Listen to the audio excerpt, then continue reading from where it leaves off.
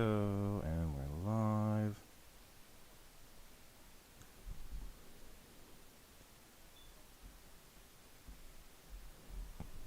Good deal. What up? I'm just putting a little brawler together for St. Patty's, and we are live on the YouTube. Well, delightful.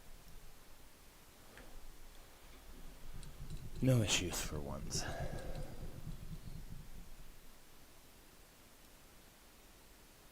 Two cards short around and out of brawler built around insects and landfall.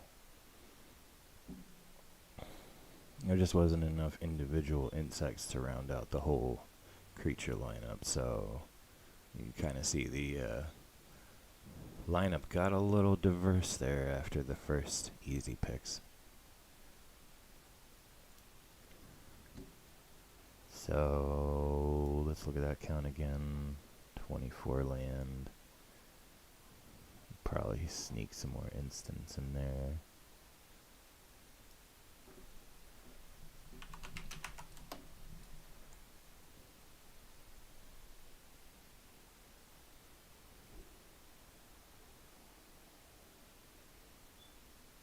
Yeah, that'll work. And that'll work.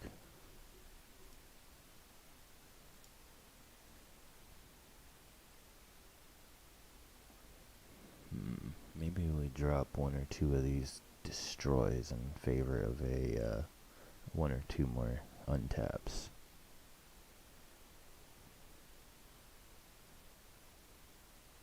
This one can go.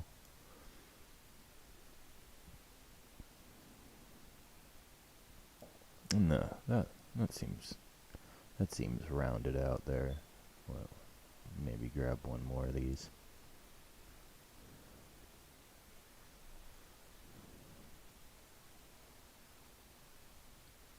Oh, I didn't even look at that. That allows the black into the fold. Well, maybe we'll scrap almost everything there and try that all over again.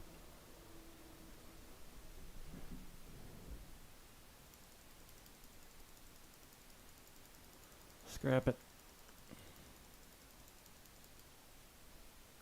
Alright, so we gotta include the whole range here if we're being smart about this.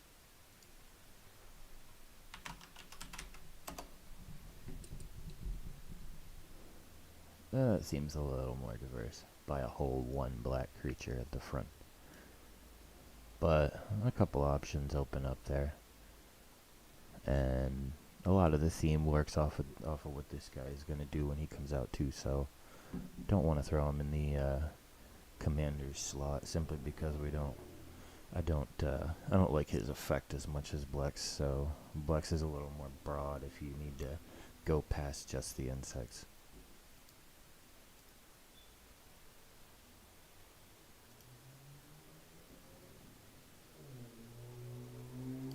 I'll stick some good insect-based cards in here. All of these on the page are going to go back in there.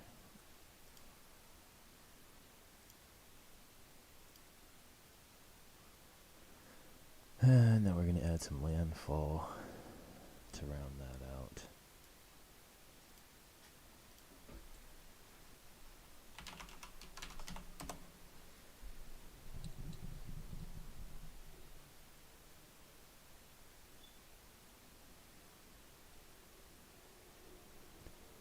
It's a nice addition.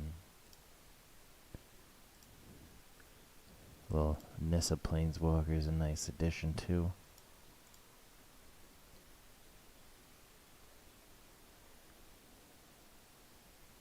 We'll just grab a couple of these dirty landfall cards. 15 creatures in a 60 card layout is a pretty good in a round. We might even have to drop it back to 13 to make it work.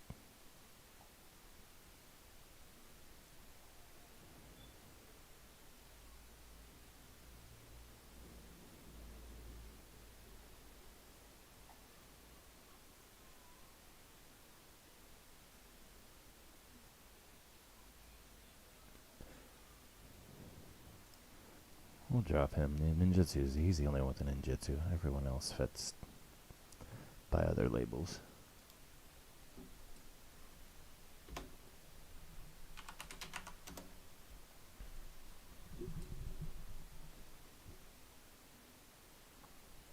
You get those untaps back in there.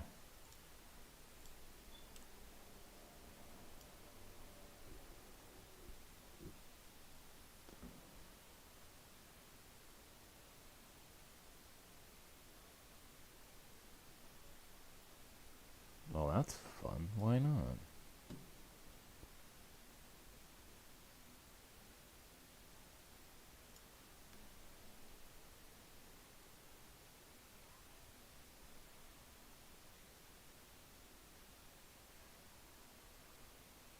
Yeah, we'll add that too. That looks like a fun little evolution.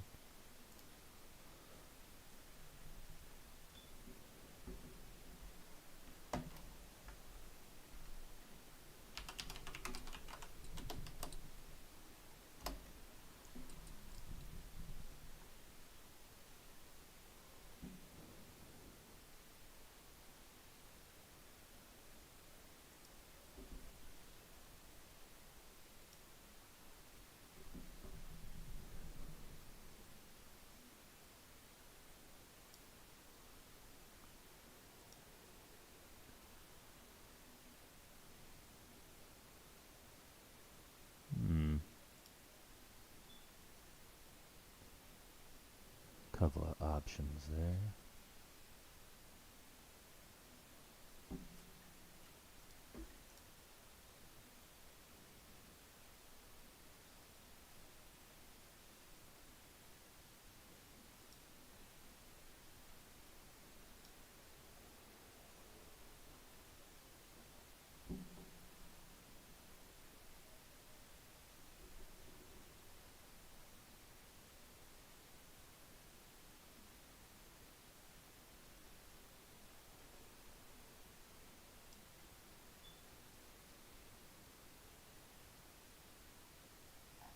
Still got some space to fill. Plenty of options.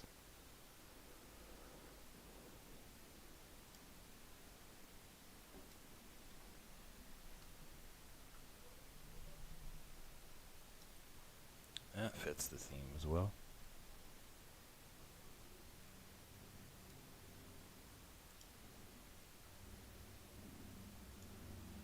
And this is why we wanted to look at both colors for that theme.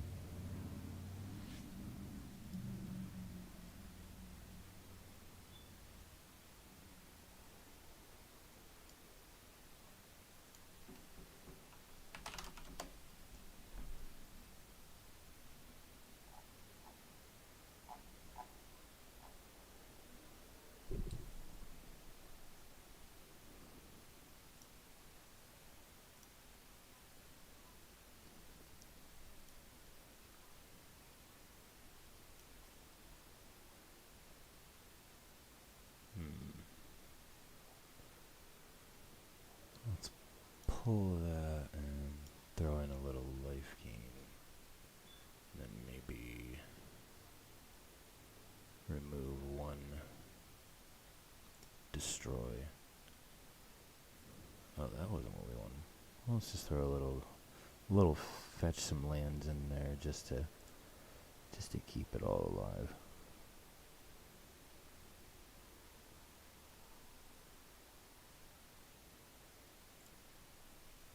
All right. Name it.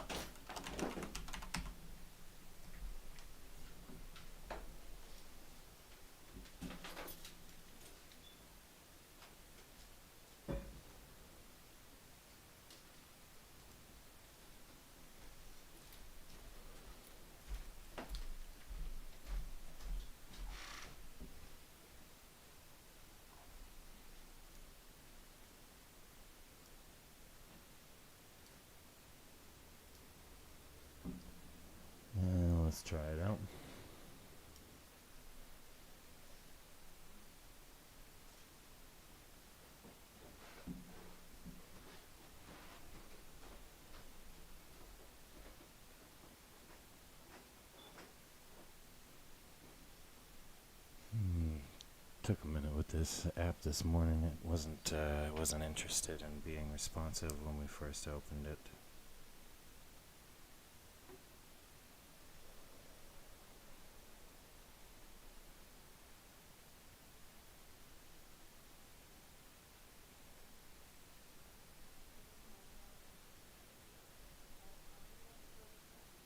Alright. It's not a oh yeah, that is a terrible opening hand. That's a terrible opening hand. Good thing for Brawl is free mulligan.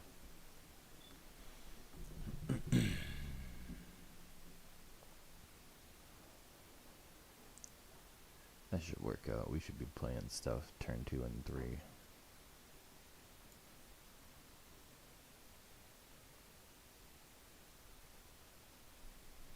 Nice. Should be interesting.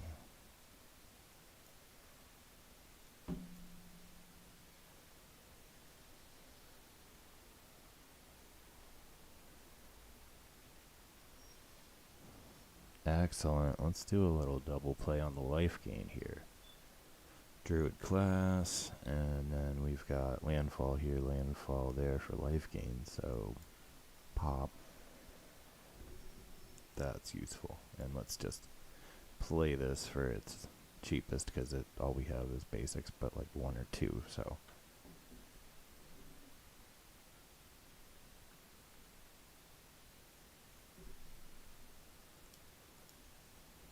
Play it.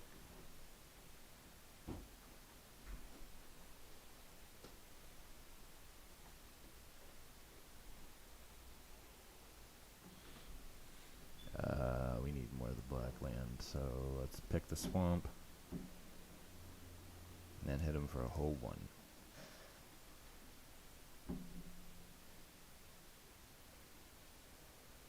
Oh, excellent. Looks like everything he does is going to be green and straight green and leading to werewolves.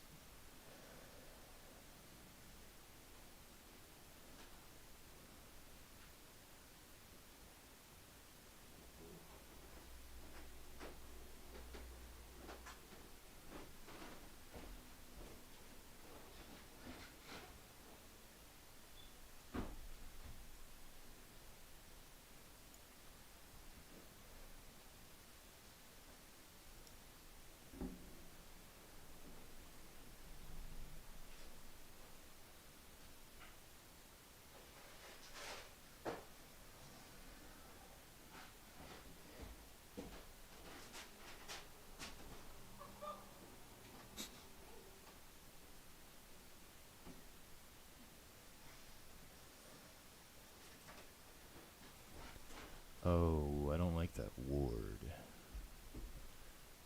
Not really happy with what it's getting from Sareth there to begin with, but I'm not a fan of that ward. We're gonna eat that. Let's do it this way. Put another landfall trigger in.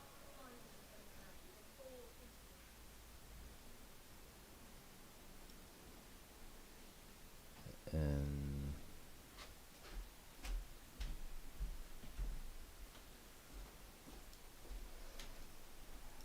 we're gonna free up a blocker. Well, I guess that's not gonna give us a blocker, just an attacker.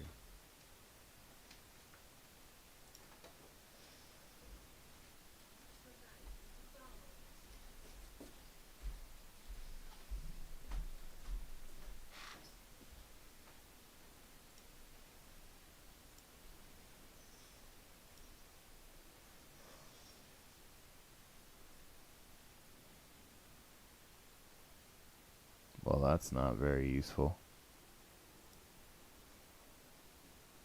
Let's see if we can bait him into swinging at the Planeswalker instead.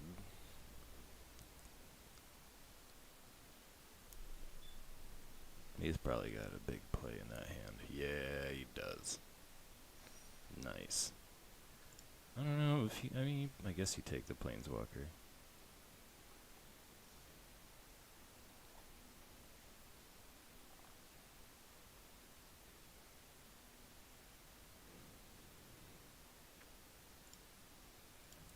Yeah, we're gonna have to. Might might get a chance to cheat our way into a creature here.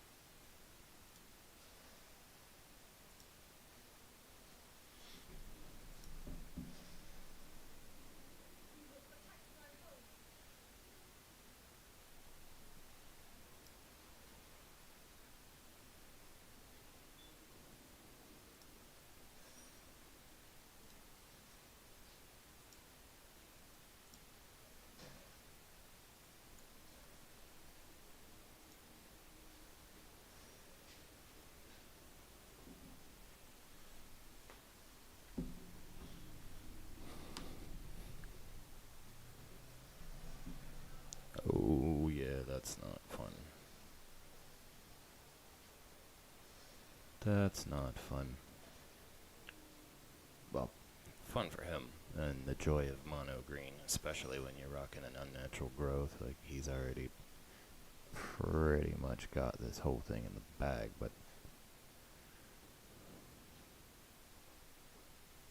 we're just gonna let him take the Nissa.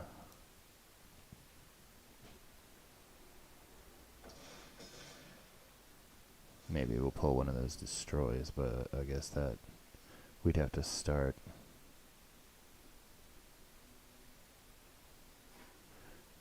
Yeah, we'd have to start right there. Kick it. Destroy.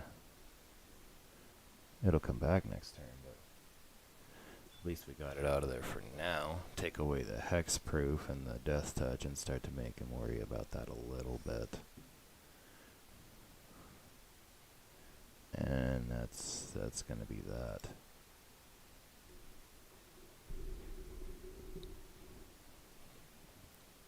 So if that's the only play, which it seems like it is, we'll probably end up eating 6 and blocking 20. That's not a terrible idea. Not a terrible idea at all.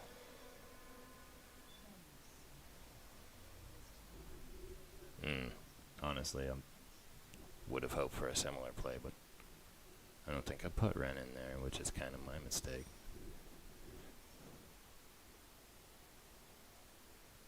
Let's just block that. That equipment wasn't there for much else.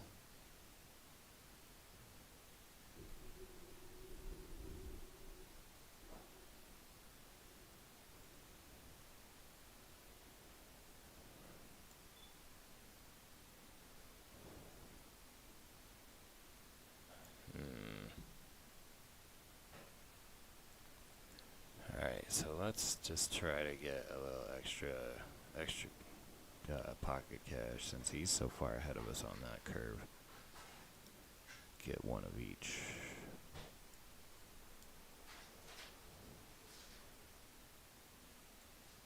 Even it out.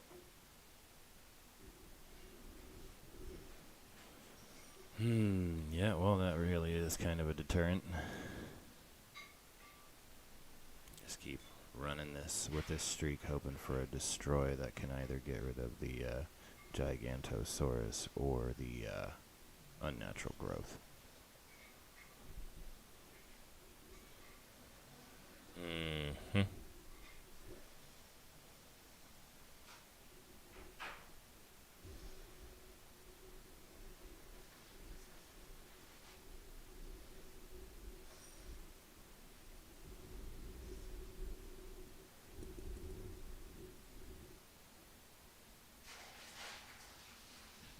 We're just gonna eat this one. We're gonna let this happen.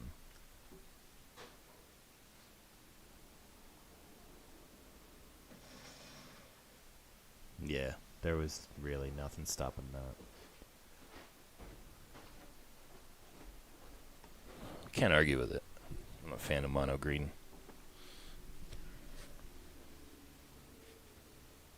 Definitely a fan of mono green.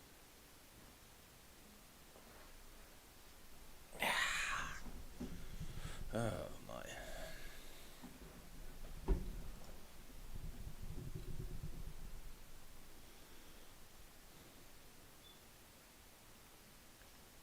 So, well, we got a good chunk of the triggers for today's, or my current active quests here. There's quite a few. We could run standard ranked games to get it, but I thought maybe a couple of brawls would bring more flavor to the broadcast than your literal standard. But also the variety of card play in a commander / brawl setting versus the lack thereof without the standard deck is I mean, it's clear, like, one's going to give you copies, and the other one's going to give you diversity throughout. So, I figured the diversity would be better for the first day. So, let's maybe see if there's another brawler we want to mess with for the moment. We might come back and edit that, but we got a few other options. So, this is one that I put together recently. Apparently the pest control theme was something I tried to run with in the black and green color combo as well, but previously. But I'm probably going to scrap that and start fresh. We might bust out the mono blue Beast of Isles, but let's see what kind of hands we can play out of the Pilots of Exile. If the title of the deck is any giveaway, it's some pilot triggers, a bunch of vehicles, and the old white-black exile theme. Oh God! Well, this is gonna be fun. So the hand is not good. This hand, it's not good either. Don't want to be sacrificing our all of our goodness for the land side of the cards. One more mulligan.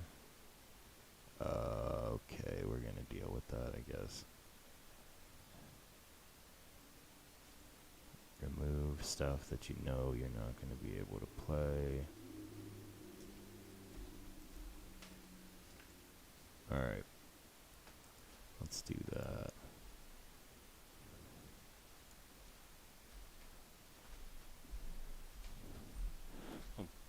Throw this out and get a white on the board for next turn.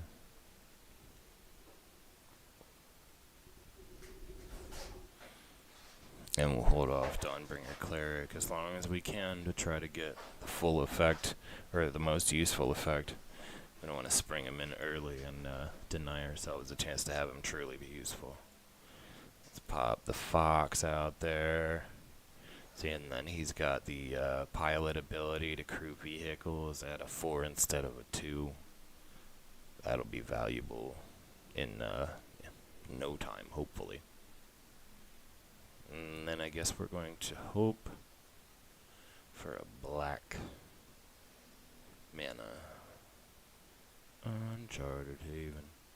Well, we're going to stick Uncharted Haven out there as black.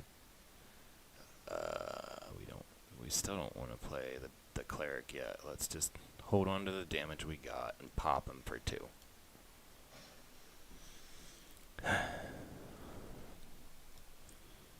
This game is daunting to some, but it was even kind of an uphill like looking at least like view at the beginning of trying to learn it.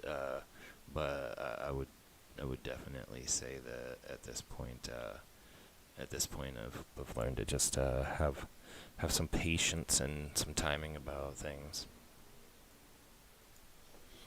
So we're gonna force him to exile one of these because he's gonna have to make a decision here. Do we want the landfall mill trigger, or do we want to venture into the dungeon every turn? Credit for this snake. The snake is a nice flavorful card just by the artwork alone. So he's trying to make a decision, and as I thought, it was a difficult decision, but gladly we will throw that card out there early in order to get rid of that Miller there. So I think what we're gonna do is we're gonna hope for some longevity and play the McKindy Mesas. Hold on to the Amarius Call for later, and not swing. Well, you know what? We'll swing the Hot Shot Mechanic and see if he's willing to sacrifice the snake. You know he wants to venture into the dungeon when he's sitting there with less mana than he needs to cast that commander. And clearly our win condition is to get our stuff around and together before he plays that Guild Kingpin, because that starts to just take all of my resources from the top every turn, and I'm not ready for that. I mean, granted, the mill effect might bring me some better stuff, but I think we'll hold the portable hole card until he plays his commander. We're gonna ignore this because it's not a part of what we're doing right now. We're gonna pretend like we don't have land because I still want to hold that Amarius Call just a little bit. Let's just swing for 2. And then see where he goes here. If we can wait until the exact turn after he plays the commander, which I think with the way he's moving here, escalating his land count, that he's gonna be eager to throw that Beholder out there as soon as he can, especially with the triggers that it's got. Like, it's got a book written on it, but if you read the triggers on that card, it's gross, and you can see why somebody's going to be chomping at the bit to get it out there. Life gain's cool. Still don't want to bring out the Human Cleric. You see that destroy target enchantment is the biggest thing I'm looking for. I expect some kind of enchantment to come at some point, and I really want to be ready to just bounce it off the board.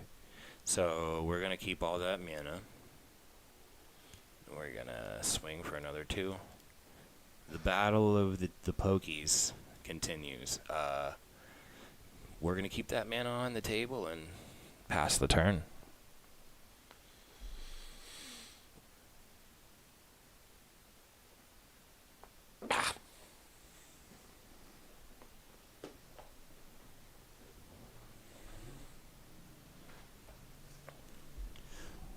It's not a color combination I usually play, which is another reason why I thought it would be something that I should dive into, learn another color combination for a little more diversity in my game. If you're a Magic player, it doesn't take you long to build up a collection of things you might not even be using. So at some point, if you continue to hold on to those things, you end up either finding something that you want to dive into and find like a new appreciation for, or you find ways to trade it here and there and anywhere to beef up the things you're already building. So the Frost Giant sucks, but we still want the portable hole. We're gonna finally put the land out there. Amarius Call, we can't wait anymore. We're gonna pay the 3 life. Because, as you know, life is a resource. You can win the game with 1 life. So, the race isn't, to hold the life forever, but to take the life from the other. Or, if you enjoy Mill like me, his entire library.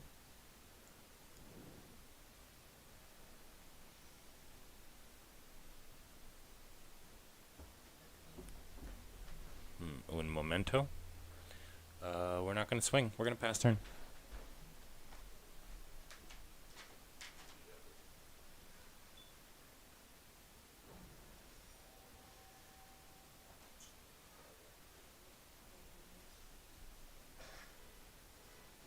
Okay, I guess he's here.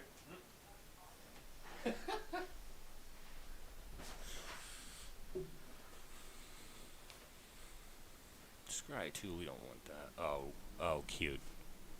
Well,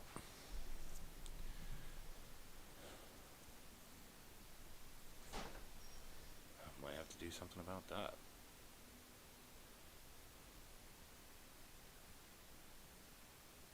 That'll be fun. Okay. Let's do some work there. Alright, that helps. So now, we can hit with some flying.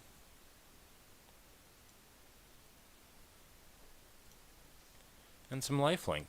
And see, we're not feeling so bad about paying that life to get the land. Would have wanted some more basics in that opening hand, but The two-way cards helped. It would have been nice to play them for their effects, but they're in there for the option. So we're going to keep Agadeem's Awakening and hope we can grab a land next turn. There's no enchantments to destroy. We don't need to. We don't need the other effects of Dawnbringer Cleric. So we're gonna sit and probably eat a little damage next turn.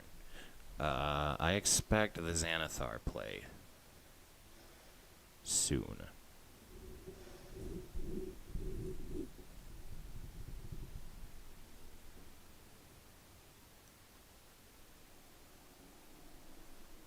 Oh, you didn't expect that, bud.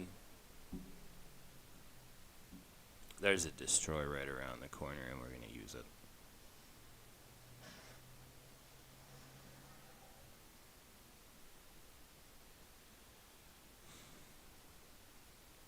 Well, if you know anything about blue, you know for a fact that that 3 untapped mana is a problem.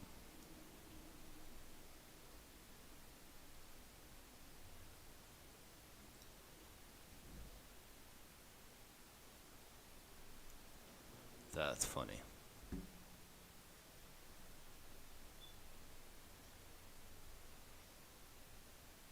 You don't have the mana, genius?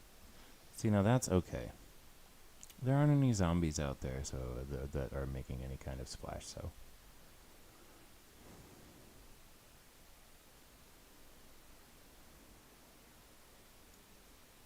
Now we play the Undercrypt instead. Pay the 3 life.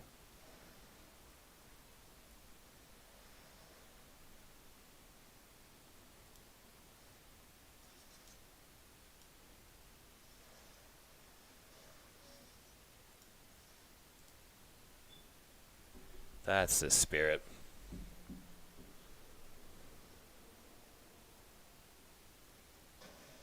Boop. Now we eat a little damage here coming up. And that's okay. That's alright. That's alright. Portable Hole and then Dawnbringer Cleric should help us out. The Scry is really helping him out, but you gotta figure the Dawnbringer or the Xanathar play is right around the corner.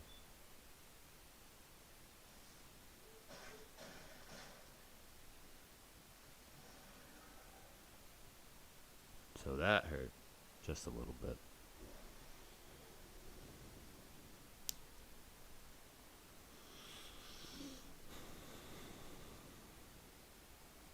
Fun.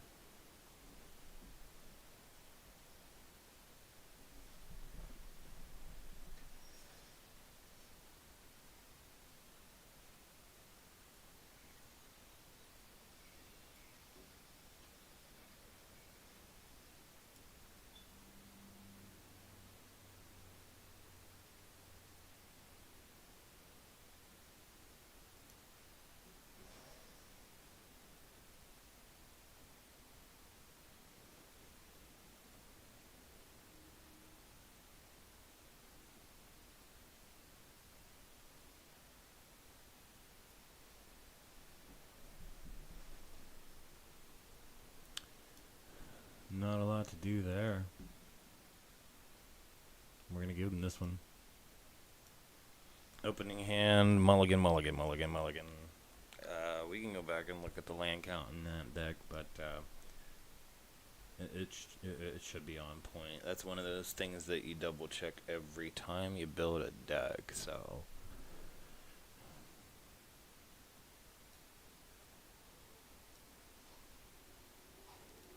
double check it.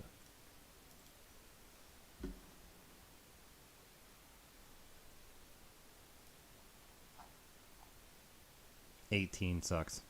Yeah. Let's do. Don't need you.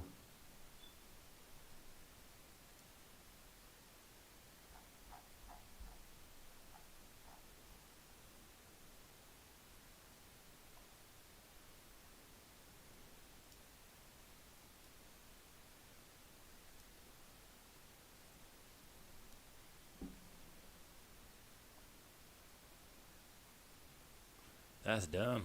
That was a really bad idea.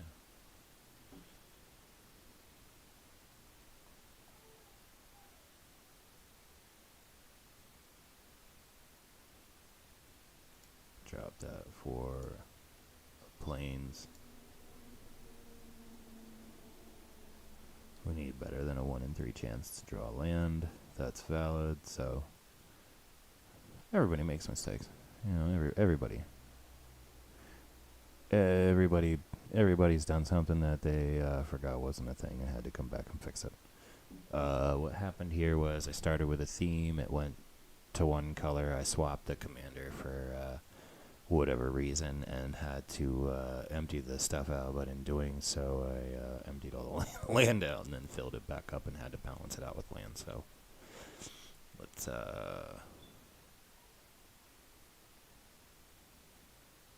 let's get rid of that. And throw one more swamp in there. New count 21.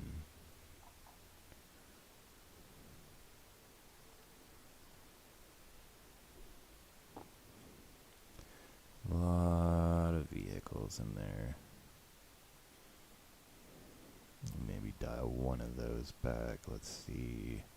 See, the Thundersteel Colossus is great for that crew too. We really want that to come in late. But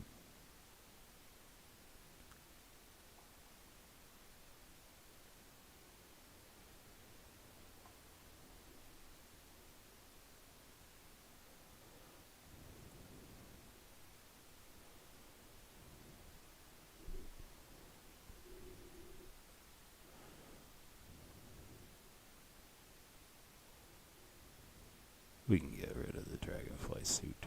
Oh no, crew 1, we want that. That's a cheap crew. Funeral Longboat's good too. You know what, we have to get rid of one. Let's get rid of the Funeral Longboat. Throw another planes in there. Alright, so 22 should work for this. It's a lot of low cost cards. Alright.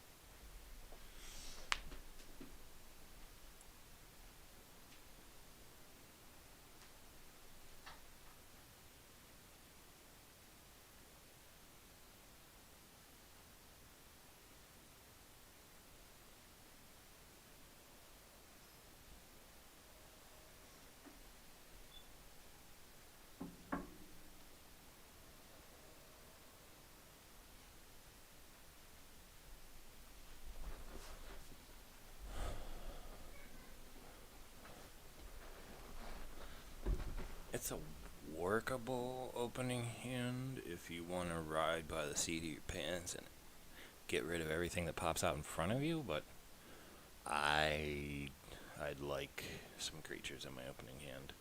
And it'd be really, as much as it's cool to see hostile out there, it'd be cool to see a white land in that hand. So whenever opponent boy there gets it together and accepts or mulligans, he'll give me finally the option to do the same.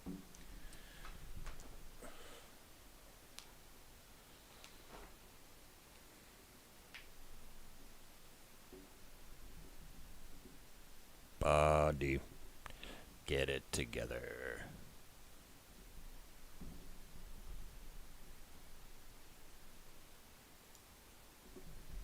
Sometime today, bud.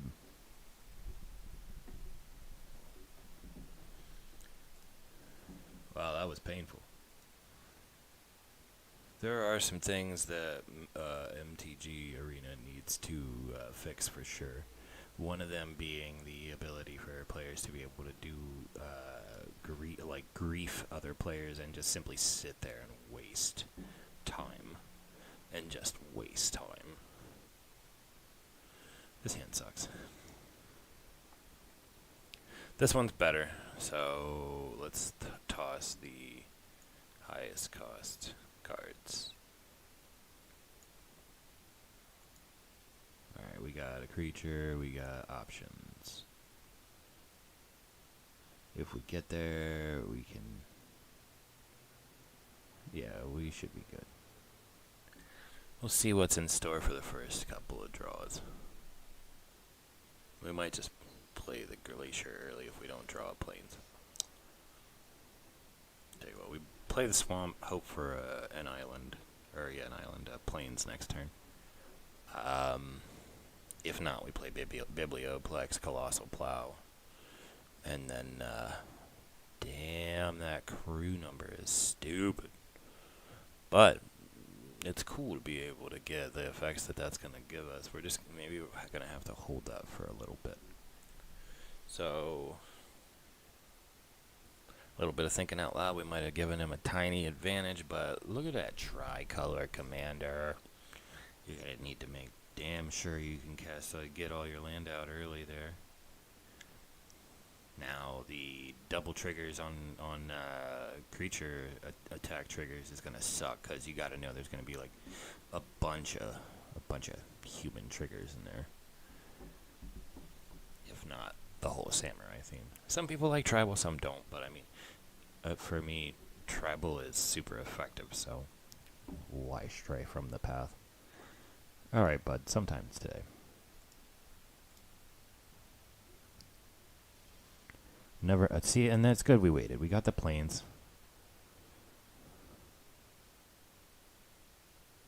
Let's get our Stonebinders familiar out there. Get a little pop, pop.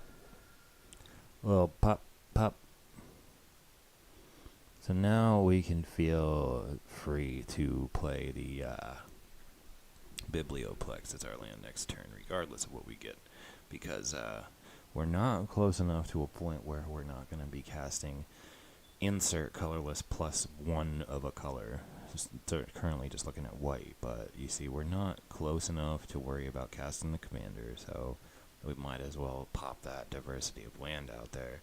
And then, you know, if we come to a point where we're in a little bit of stagnation, we can use that tap ability of that Biblioplex to help us look through the library, I guess is the way to say that. I mean that library from a regular library standpoint, not card library in Magic the Gathering. But we're going to actually skip the Biblioplex for the command tower, because that's super, super vital. It can go either way, so you know we've got one of each color and an option for the other.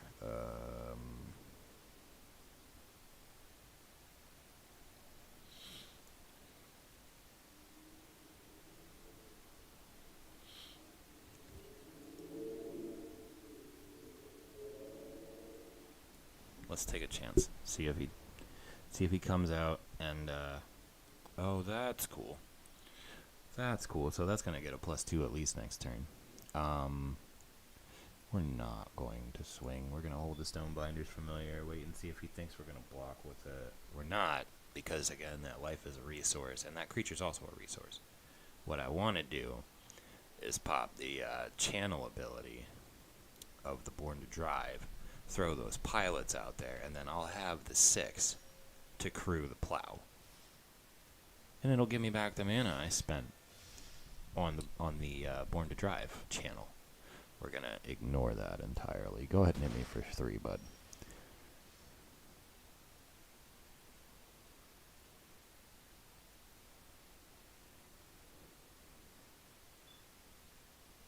So that's 3. Let's get our Biblioplex.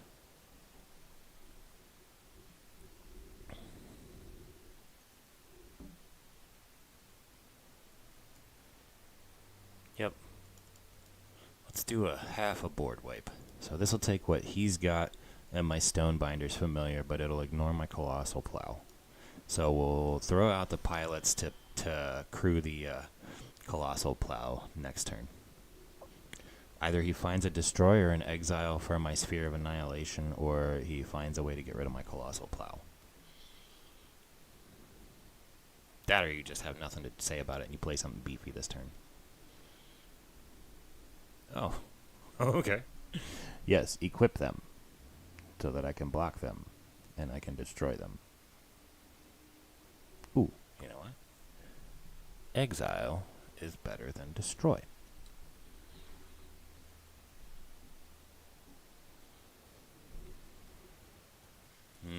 That was not smart, bud. He's going to die with the rest of them. He's going to exile with the rest of them at the start of the turn. No point in blocking it. Let's eat the 3. Bye-bye.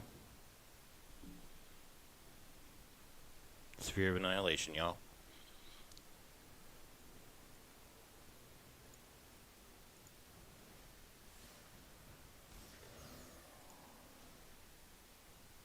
Boop, boop.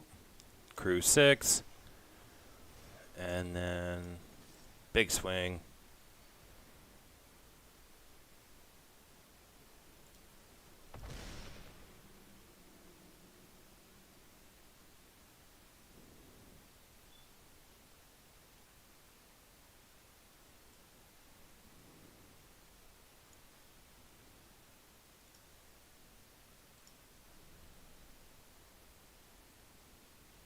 Good stuff. It pays to view your life as a bank balance. Spend it. Use it. Guard it. But don't be afraid to spend it. Your life balance in the arena is your bank balance. Like, sure, treasure tokens and mana, whatever, but at some point, that life balance is going to contribute to you being able to get ahead in the long run.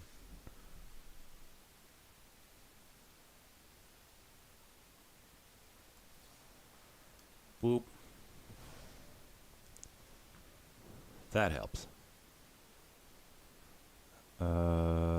Crew the plow again. Boop, boop. See, now they're forcing me to do this because they keep making me exile stuff. I'd like to play Liaisa. And I'd like to use that mana, but we need these enchantments. He's going to bring out more stuff that we don't care for. So that fighter class means nothing right now. Ignore the floating mana and pass turn. You'd think, just maybe, that a deck full of white would be able to exile some stuff. To this point, we haven't seen that on the other side.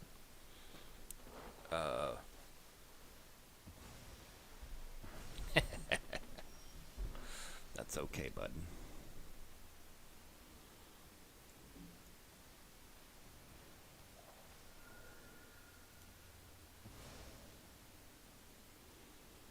Now we play the land.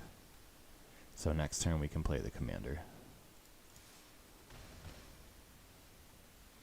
He's running out of options in his hand. I have one that I value greatly because that guy's going to go away again. And we're just going to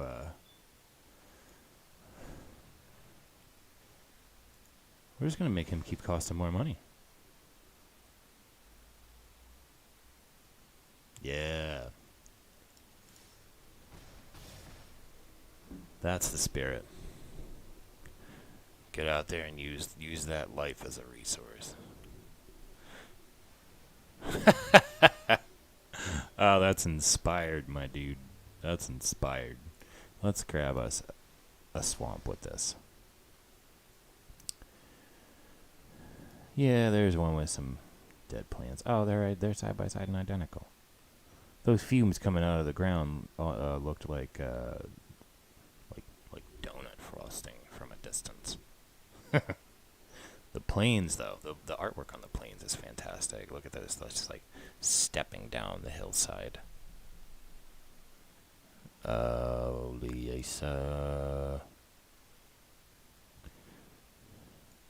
Liesa might be the play right now. Let's hold.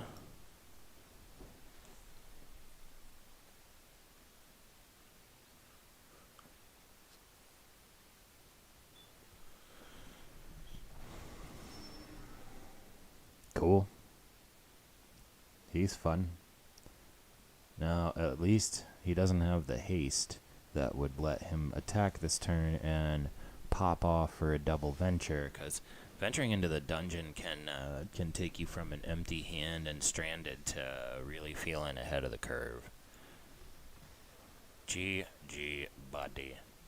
That worked out in our favor. A little tweak on that Pilots of Exile, and it was kind of effective. Like it was, it's a drawn out game a little bit there, but you gotta expect if you're playing white-black against a white-red-black guy like that looked like he was trying to play that like human combat element. You gotta figure that it's gonna take a little bit of time to just stretch it out there. The exile cards were cool. They came through in a pinch. 1-1 on cam today, gents. Let's go for another.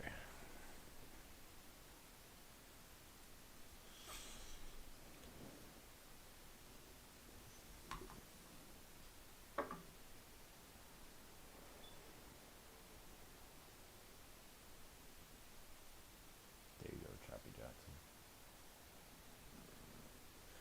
Choppy Johnson, yo.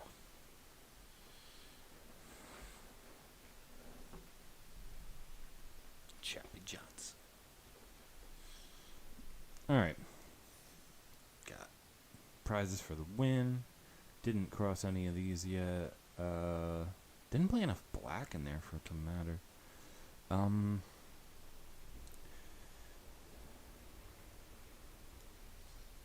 Now, everybody's playing the Xanathar theme right now. I feel like it'd be redundant BS to go in there and play the Xanathar theme.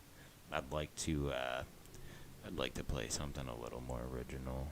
Pilots of Exile is still gonna work for me though. Like these vehicles are fun for me. I feel like I didn't get enough of a good glimpse of what they're really gonna do for me in the last game.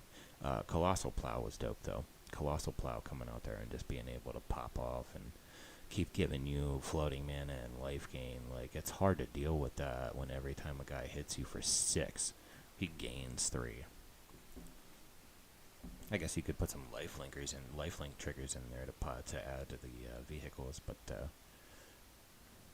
there's like that weird transition where things that are attached to vehicles detach based on when they are and are not considered creatures. So I didn't want to mess with that too much and go ruining my own fun. So let's see. Pilots of Exile is fun. You know what? Let's look at this Snakes of Emerald Isle. This is a straight green theme trying to work off of St. Paddy's Day and the lore behind St. Paddy's Day. So if you know Celtic / Irish lore, the story behind St. Paddy's Day is that St. Patrick rid the Isle of snakes, and snakes was like druid priests or whatever that they deemed to be heathens, essentially. So I thought the snakes, the mono green snakes for St. Paddy's Day would be a cool theme to run this month. There we go. Don't mind me, I'm going to get a little near camera stretch.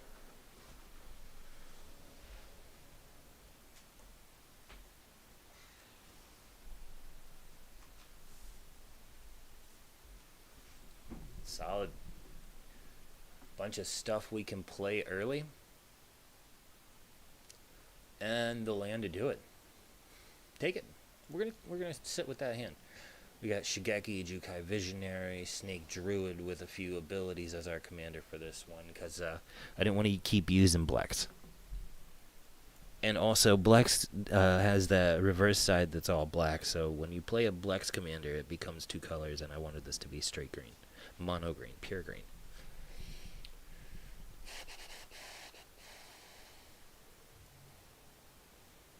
There you go, Shambler.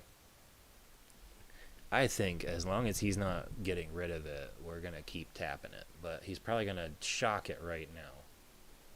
Why wouldn't you? Come on, you know you got a shock in your hand. Oh, Frostbite. That's good stuff. That's okay. So he had to think about it for a second.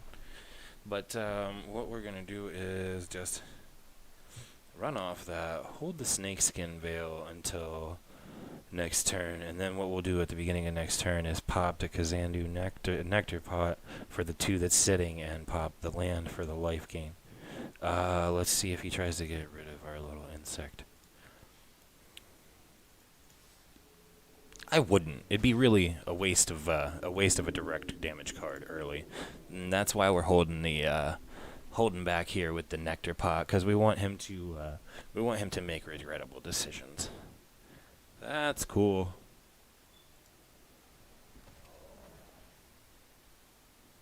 No haste.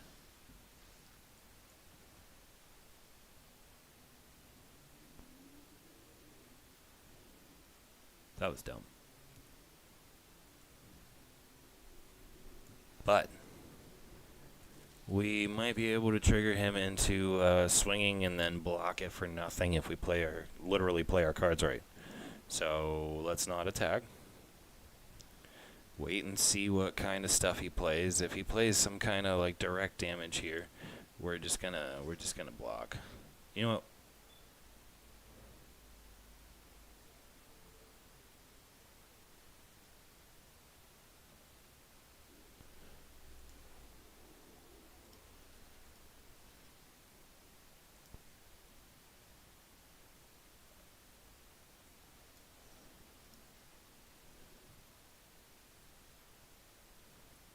Counter it. Play your counters now. Please, play them now. Good deal. No excess damage. No card draw. So saving the instant with the hexproof language on it and the 1/1 counter was good as a defensive play. So what do we want to do? What do we want to do?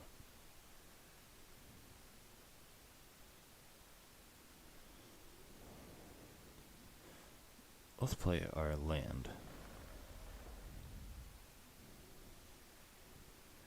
You might figure there's a counter over there, which is fine. We're gonna hold You Happen on a Glade a little longer, just to be sure that it's not the wrong play to make at the wrong time. Plus, we can start maximizing landfall triggers if we use the tap ability on. Yeah, there you go. See, and I don't care. I don't care that he did any of that. We're just gonna pop him for 1. And see what he casts this turn.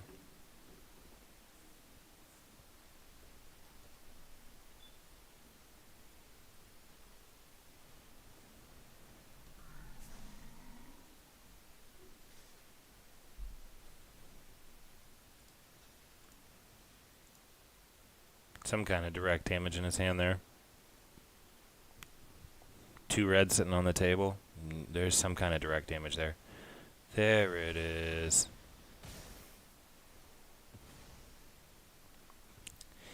Yawn. Let's do this. Let's gain some life. Let's pop that up 1 before we start thinking about getting more land in our hand. Um, we're going to eat his next attacks and not allow him card draw. I'm going to eat it right to the face.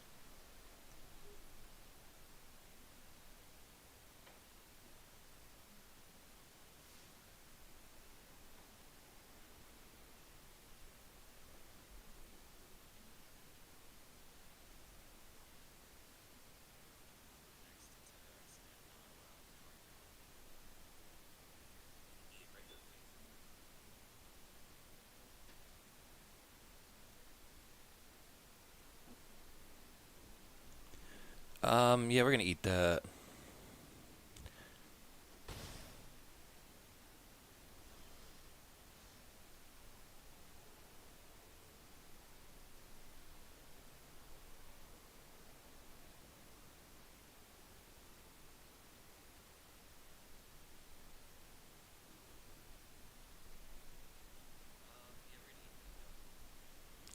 Oh, what do we want to do? Well, let's see what he's interested in countering and when.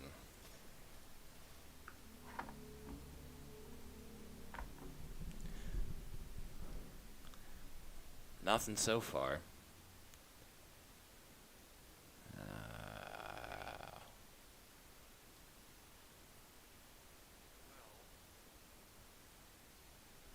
He's sitting on a counter and we all know it. Look at all of this untapped blue mana. I'd be a fool to think that he's not sitting on a counter over there. If we take this full effect here, we'll tap everything we got and the land we convert won't be useful. So we're going to have to make a different play.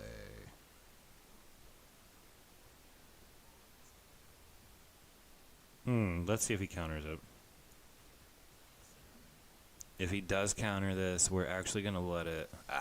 delightful. I was about to say we were going to just let it go to the graveyard if he countered it, and then use Happen on a Glade to retrieve it. So we're going to just sit on all of this. We don't want to lose the creature that the pickaxe is on until he forces us.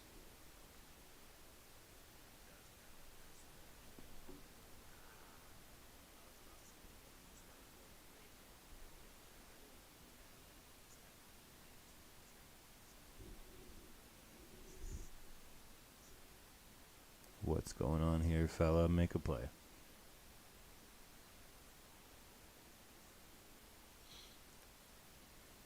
Make a play, fella. Sing him some happy songs. Sometime today. Play some cards.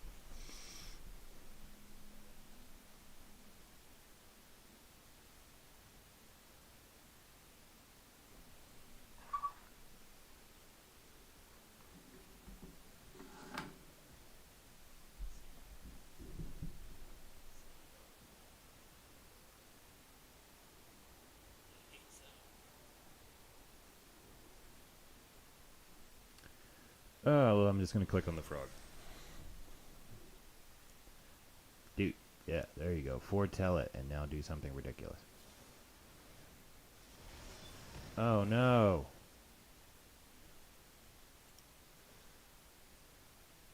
Come on, play the rest of it. Oh, he's sitting on a counter. No.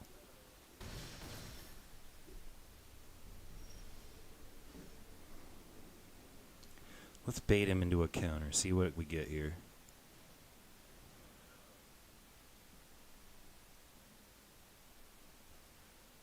Oh, very nice. Thanks, bud.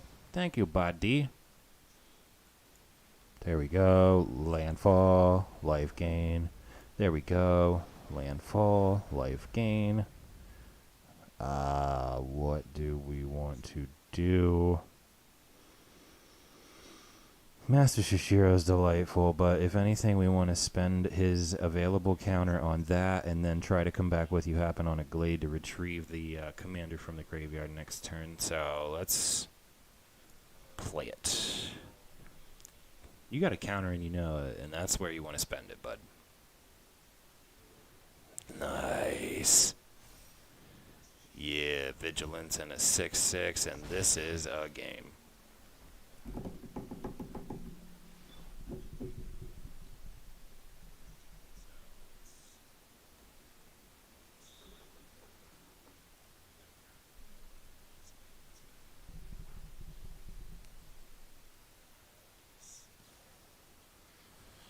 You can see why he waited.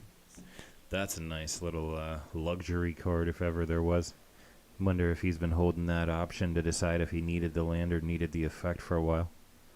And I mean, bluffing a counter is as useful as having a counter.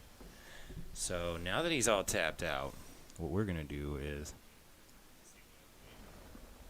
pop a little landfall and then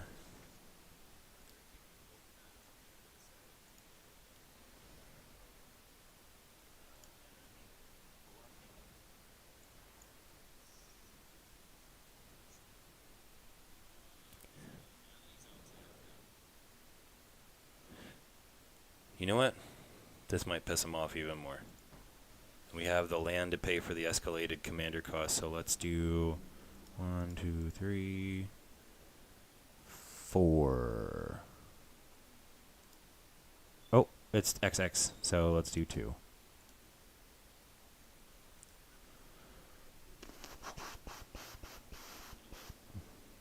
Let's take You Happen on a Glade.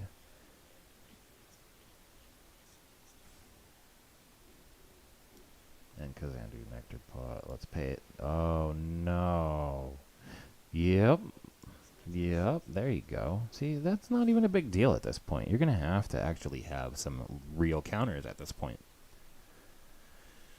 Bluffing them doesn't do justice anymore. See, you've sat with a pile of untapped mana more than once here, and that doesn't really bother me at all.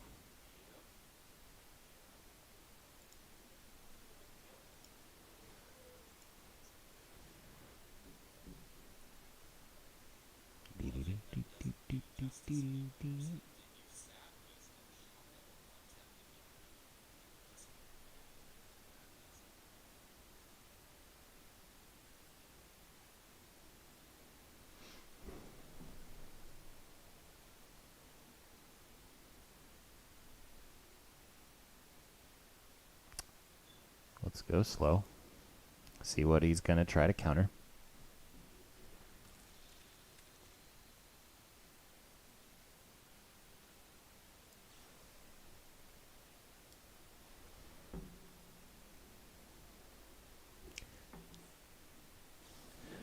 Good. Good. That is just fine with me. That's a counter that I can live with. And it's a waste for him. Now we're sitting here with the available ninjutsu. We're sitting here with the available commander. And we're sitting here with a pile of land. Like, I don't even care if he bounces this to my hand.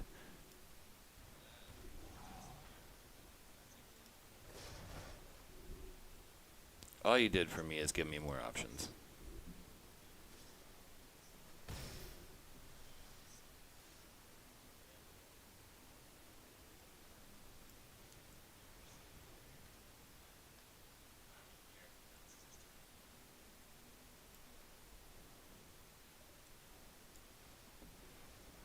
Ashaya.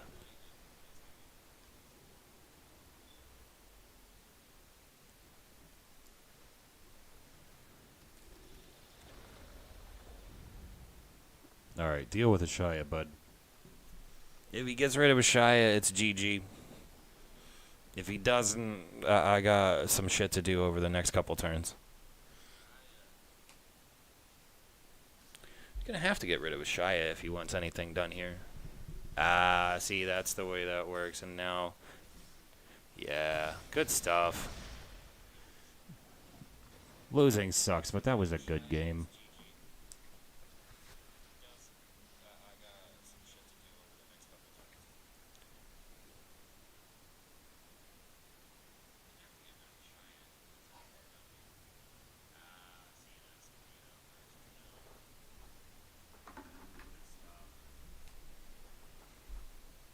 that sucks.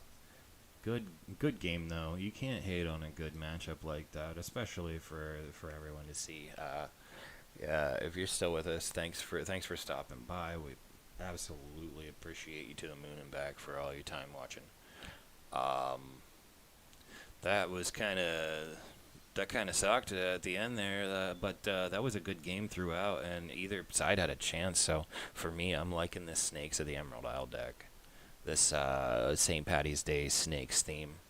Maybe I could have found a way to like make it green-blue and include islands in actuality and things that play off of islands, but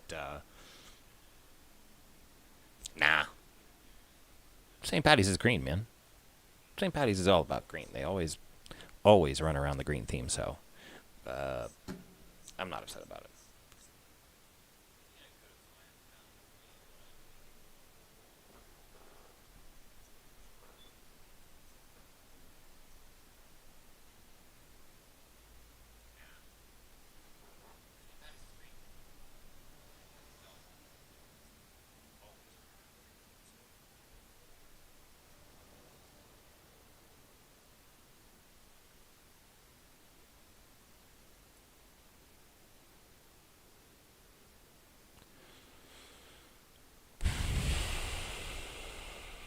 I'm not even upset about that. I know there's so much land in this deck that I'm gonna draw land in the next 3 turns. So even if I have to wait till then, I'm going to be able to play stuff until it happens. Hopefully we can hold Scourge Colony a little bit, because that provision there is fantastic, and reach is always fun. So we're gonna gamble on it, because one of the color combinations that you can get away with low mana opening hand is a mono green.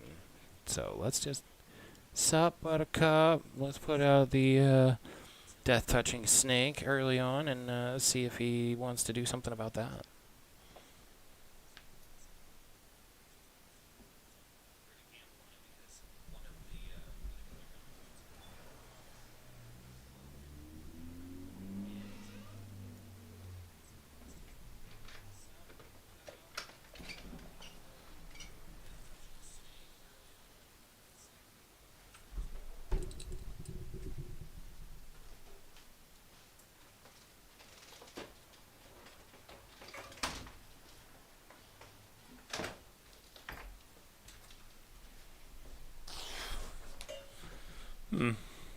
Might as well swing. Make him decide.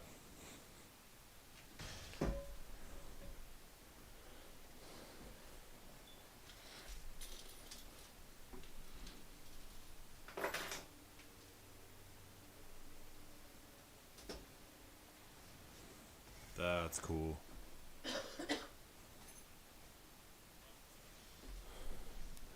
And as predicted, we're sitting here running with land every turn, so not regretting the decision to gamble on a 2 land opening hand. And again, the gamble, big more than anything, was to be able to cast the cards in hand, and just drawing 1 land between then and now was enough to make sure that I continued to cast cards freely. So.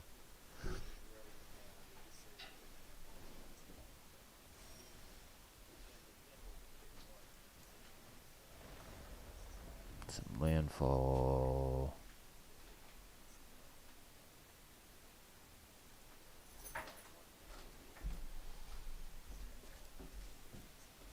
Boop. And we'll swing in the Death Touch Snake again. Now he's not interested. Good deal. So we just kind of wasted the effects 1 and 2 of the saga there, and I mean he still ends up with a 4/4 plant with reach.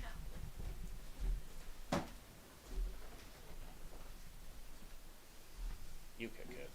You're a shit kid. Come here, you kick it.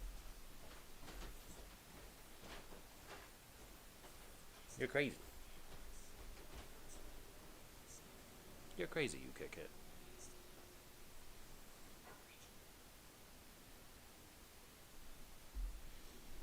Don't mind the kick hit.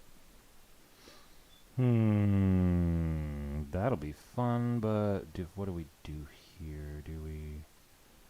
Harmonious Emergence will tap all our stuff, and it won't allow us to use the land that we convert.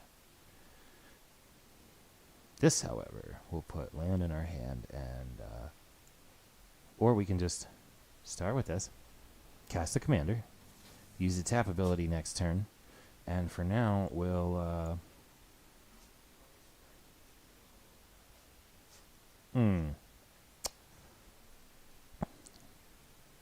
the trample's not a big deal when you know you're going to be attacking against things that are bigger than you, so I'm just going to point it at whomever and draw the card.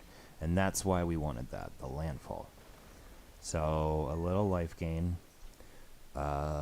Scurried Colony, and we're going to force him to choose what he wants to get rid of this coming turn. And then, if he swings the branch over here, the plant with reach, we'll block it with the pest and gain another life.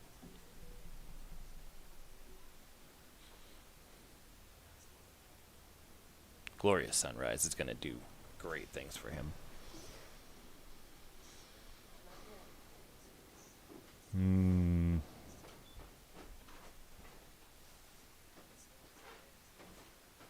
Yeah, we're going to eat that.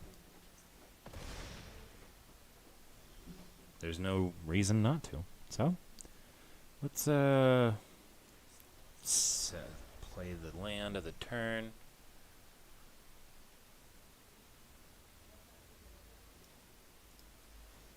Let's use the tap ability. Put it in her hand.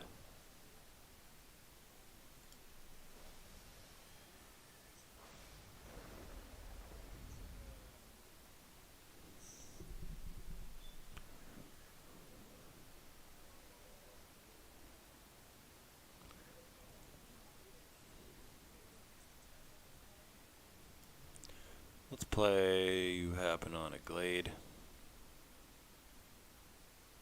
Ooh, no. What's in here?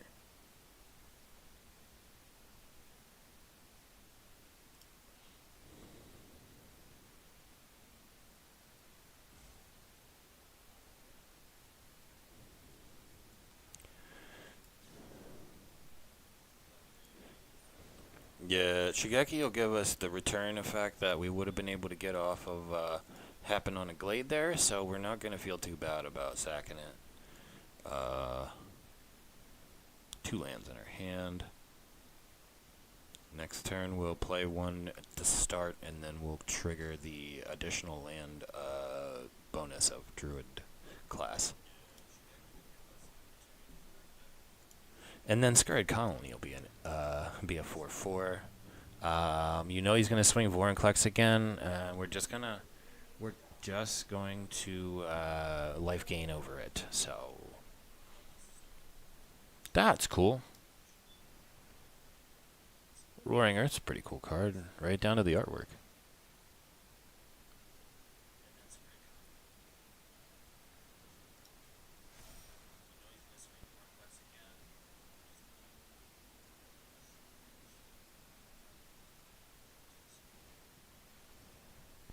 He's gonna life gain too. That's cool. Gotta wonder why he hadn't played Toski at all. Yeah, put the counters on it. I'm gonna wait and see if he swings with the branch. See, that's smart thinking.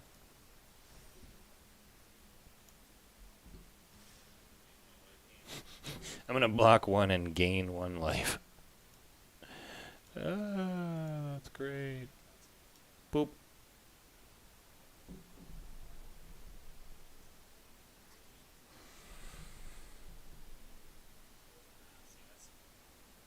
No.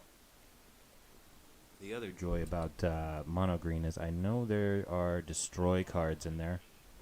There are destroy cards in there.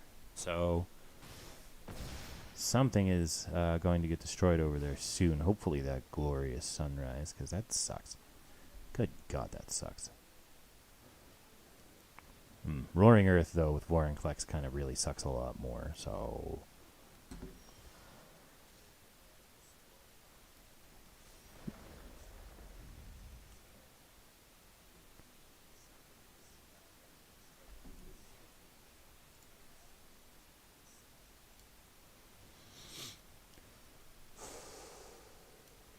There we go.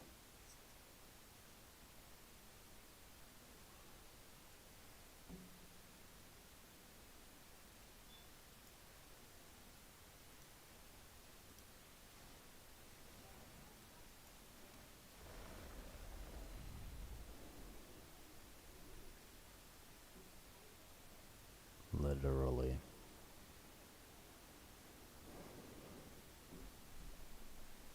We're going to concede this one. He's going to get +1/+1 and trample next combat and swing for a gigantic chunk of damage, and it's unavoidable. With that hand in that battlefield state, it's unavoidable. GG to you, sir. That I like Toski too. Cool deck. Makes you wonder if he threw a Gigantosaurus in there or anything else that was like semi-high cost but super high impact.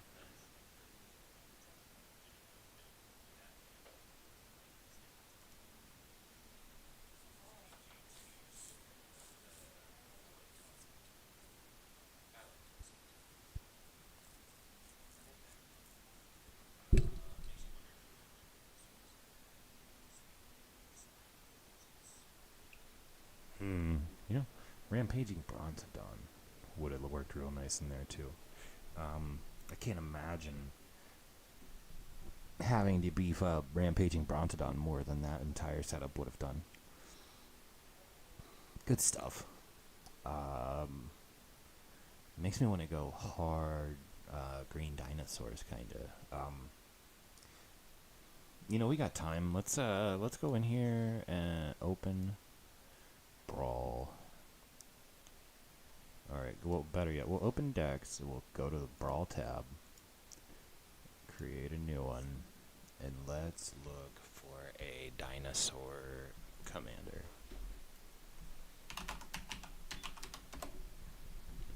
The Tarrasque, oh my. That cost is nasty, but you know what, he's a commander that's going to make them think, holy F.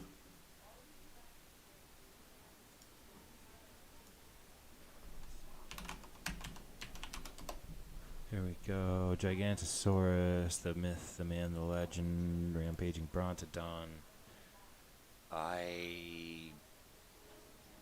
Dinosaur isn't really a tribal theme in Brawl, I guess, so we're just going to add some other brute monsters.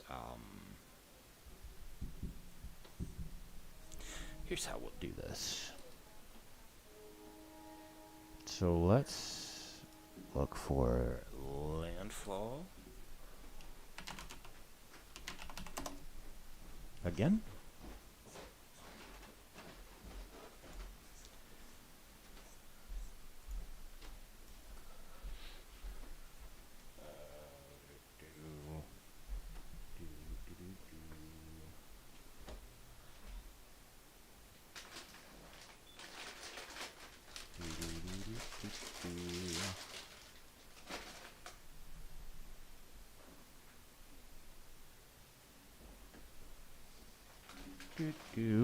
Okay.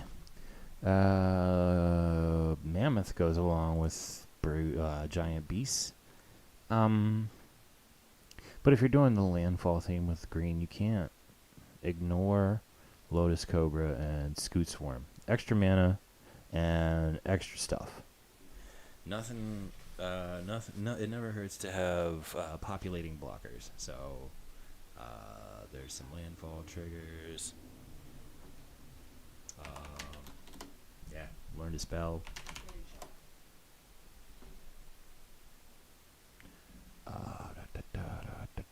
Let's go Druid class. Let's go Reclaim the Waste. Lair of the Hydra's fun to have in your back pocket when you need it.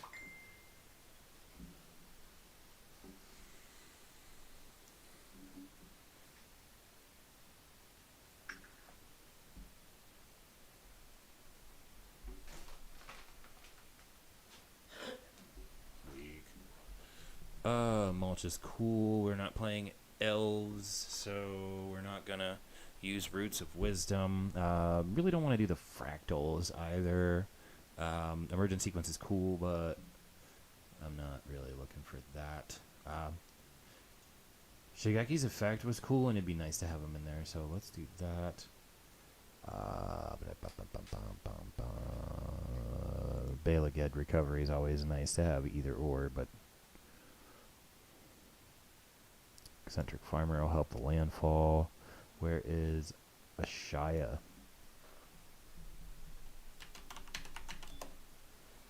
Yep, not moving forward without Ashaya.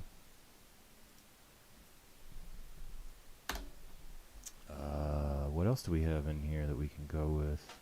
Let's see if there's other elephants in green while we're talking about large beast themes. Alright, what's going on here? MTG been a little slow today. Oh, this is cool. Wild shape is cool.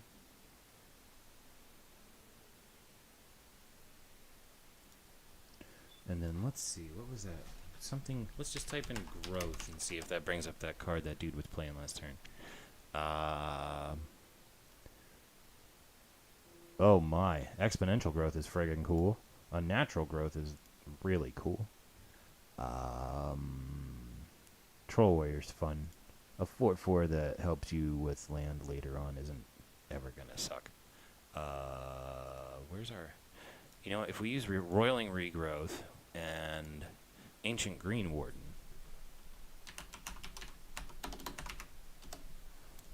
if we use both of those in conjunction, you can throw away land and just bring it back.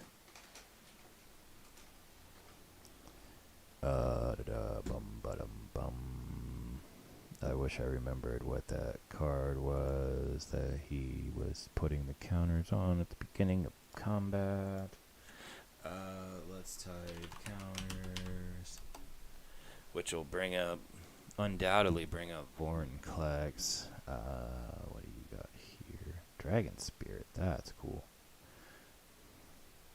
Story Weave. Inscription of Abundance is always cool. Defend the Celestis, I like that. I like that. And it can never hurt to distribute them evenly amongst the homies. Oh, so they're not calling him a dinosaur, but if a Praetor isn't some kind of variation or evolution off of a prehistoric creature, I really don't know what is. So we're putting Vorinclex in there. He looks like he belongs. And I like Turn Timber Symbiosis. I like those options. Basswood Surge if we really need land backup.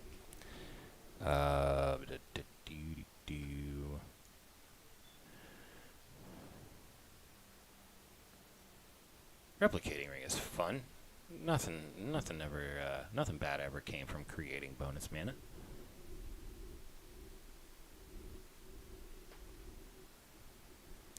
He's fun and looks like he gets big, so let's throw him in there. Spell Satchel.